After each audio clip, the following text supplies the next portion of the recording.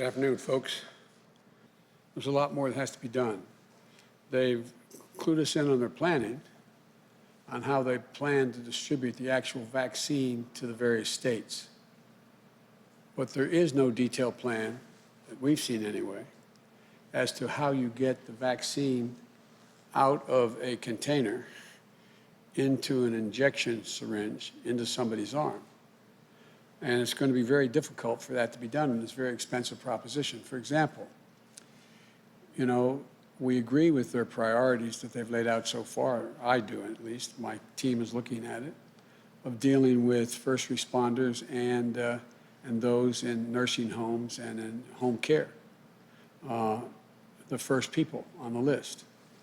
But we also have to realize that we're in a situation where there has to be some equity in the way this is distributed.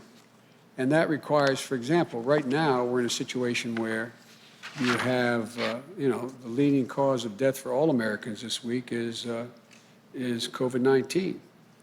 But blacks and Latinos are 3 times as likely to die if they get COVID-19. And so the communities of color, it's a mass casualty event.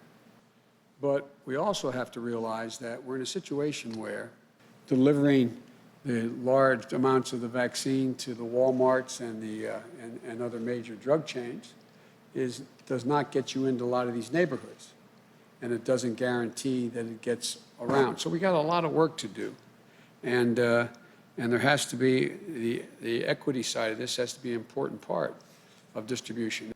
And so the communities of color, it's a mass casualty event. There has to be an overall plan. That's what we're working on right now. And that's why I asked Dr. Fauci to stay on and to be my chief advisor on this issue, but also to be part of the COVID team.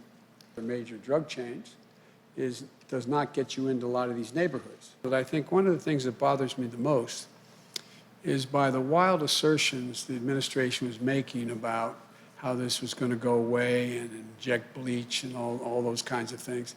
It was diminishing confidence across the board and the American people overall, but particularly in this administration with the African-American Latino community. What I heard from my friends in the community, not but blocks from here as we stand, is that we're not going to be the guinea pigs. We're not going to be the guinea pigs. Well, the fact of the matter is that they won't be. You're going to see tens of millions of Americans taking the vaccine, and you're going to see the President of the United States and 3 of the 4 living former presidents doing it publicly as well. It's all about, and look, it's going to take some effort to rebuild confidence in science because it's been so diminished in this administration. A lot of people are wondering what your inauguration is going to look like, considering. So am I. What do you envision for your inauguration? Well, first and foremost thing is we're going to follow, again, the science and the recommendation of the experts on keeping people safe. So it is highly unlikely there'll be 1 million people on the mall going all the way down to the memorial.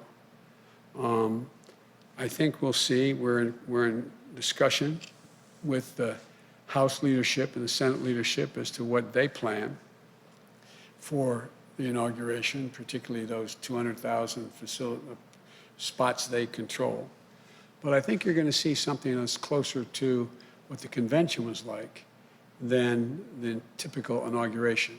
First and foremost, and my objective is to keep America safe, but still allow people to celebrate and see one another celebrating.